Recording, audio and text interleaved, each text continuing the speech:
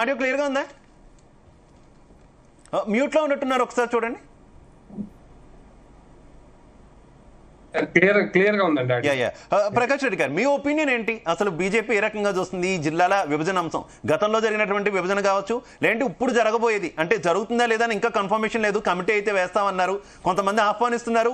ఇటు బీఆర్ఎస్ అయితే మాత్రం హెచ్చరికలు జారీ చేస్తుంది. ఏ రకంగా టచ్ చేస్తారో చూస్తామంటున్నారు. మన ప్యానెల్లో ఉన్న విజయ్ గారు ఏం చెప్తారు? ముందు పెద్దలందరికీ నమస్కారం. మీకు కూడా సార్.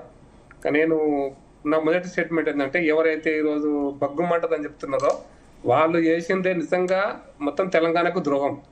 ఒక రకంగా చెప్పాలంటే 33 జిల్లాలను వాళ్ళ అవసరాల కోసం, వాళ్ళ రాజకీయాల అవసరాల కోసం, ఇంకా శాశ్వతంగా మేమే తెలంగాణలో రాజులము, మా తర్వాత మా కొడుకు, తర్వాత నా మనవడు అనేటువంటి ఒక రాచరిక ఆలోచనతోటి ఎప్పటికి ఇట్లే ఉంటుందనే ఉద్దేశంతో చేసినటువంటి ఒక ప్రయోగం మాత్రం, నేను ప్రయోగమే అంటున్నా, అది ప్రయోగం మాత్రమే. అది అశాస్త్రీయంగా ఉంది, ఎక్కడ రేషనాలిటీ లేదు, ఎక్కడ దానికి చట్టం అంటే దానికి సరైనటువంటి పారామీటర్స్ అంటే ప్రాతిపదిక ఏది కూడా సరిగ్గా లేదనేది అది ప్రూవ్ అయింది. ఒక్కొక్కరి కోసం ఒక జిల్లాను తయారు చేశారు.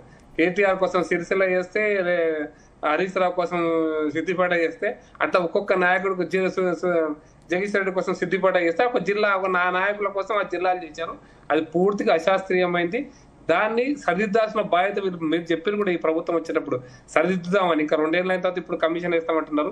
ఎస్, ఎట్లా కమిషన్లు చేస్తారా చేయరా ఇంకా బయటకు వచ్చినప్పుడే మా పార్టీ నిర్ణయం తీసుకుంటుంది. అప్పటిదాకైతే పార్టీ సైడ్ నుంచి ఎటువంటి ఇంకా నిర్ణయం తీసుకోలేదు. ఇంకా పార్టీ దాన్ని ఆహ్వానించాలా వద్దని. బట్ ఒకటి మాత్రం పక్కా అయిందంటే, గతంలో కూడా చెప్పినాం, ఇది రాజకీయ ప్రజా ప్రయోజనాల కంటే ఎక్కువ రాజకీయ ప్రయోజనాలు, రాజకీయ అవసరాల కోసమే చేసి తప్పిస్తే ప్రజలకు మేలు కలిగేదిగా లేదనేటువంటి మాత్రం గతం చేసినట్టు 33 జిల్లాలు. ఆ రోజు కూడా మేము చెప్పినాం సార్, పెద్దలు మన ప్రొఫెసర్ గారు చెప్పిండ్రు 17 జిల్లాలు చేయాలన్నారు. 17 జిల్లాలు కరెక్ట్.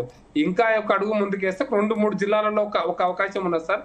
ఉదాహరణకి ఆదిలాబాద్ జిల్లా ఉంది, మీరు చెప్పిన ఎగ్జాంపుల్. ఆదిలాబాద్ జిల్లాలో ఒక మూల నుంచి ఒక మూలకు పోవడానికి చాలా దూరం పడుతుంది. కాబట్టి 2 జిల్లాలు చేసి ఒకే పార్లమెంట్ ఉండొచ్చు. ఆదిలాబాద్ 2 జిల్లాలు చేసి ఒకటే పార్లమెంట్ పరిధిలో 2 జిల్లాలు ఉండొచ్చు. ఉదాహరణ ఖమ్మం జిల్లా ఉంది. ఖమ్మంలో జియోగ్రఫికల్ గా చాలా దూరం ఉంటుంది అనుకున్నప్పుడు దాన్ని కూడా 2 జిల్లాలు చేసి ఒకటే పార్లమెంట్ పరిధిలో కనుక ఉంచుకోగలిగితే, లేదా ఇప్పుడు మనకు మల్కాజ్గిరి జిల్లా ఉంది, చాలా పెద్ద, అంటే దగ్గరే ఉంటుంది కానీ పాపులేషన్ వైజ్ పెద్ద జిల్లా.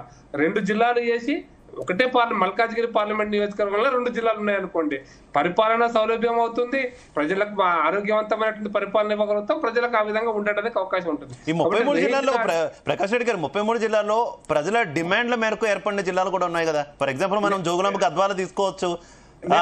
గద్వాల జిల్లా కోసం చాలా పోరాటాలు జరిగినాయి. మరి నేనేమంటున్నానంటే, నేను జరగలేదు అంటున్నా. అట్లా కాదు, ఇప్పుడు 17 జిల్లాలు లేదంటే 18, 17 నుంచి 20 జిల్లాలు కుదిస్తే ఒప్పుకుంటారు. పబ్లిక్ నుంచి రియాక్షన్స్ వస్తాయి కదా.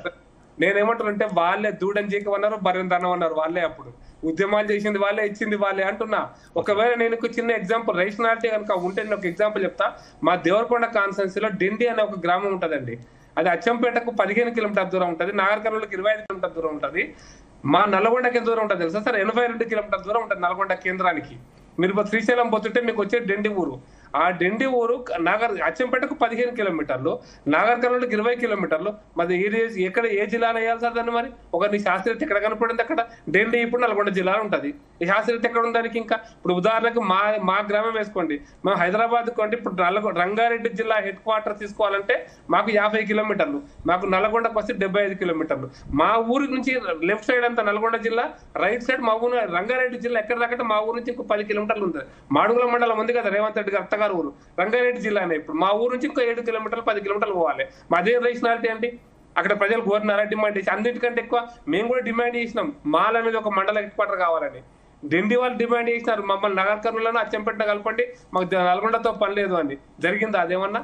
కాబట్టి మీ అవసరాల కోసం, మీ ప్రయోజనాల కోసం దూడని జీకమన్నారు, బర్రెందన్నారు, మీరే లొలిపెట్టిపించారు, మీరే అది తప్పిస్తే శాస్త్రీయత లేదు. కాబట్టి జిల్లాలో శాస్త్రీయత జరగాలని కోరుకుంటున్నాం, శాస్త్రీయంగా ఉండాలని కోరుకుంటున్నాం. ప్రజల అవసరాలు ప్రాముఖ్యంగా ఉండాలి తప్ప రాజకీయ అవసరాలు ప్రాముఖ్యంగా ఉండకూడదు అనేది మా డిమాండ్. Right, okay. చరణ్ గారు, శాస్త్రీయంగా గతంలో జరగలేదు, ఇప్పుడు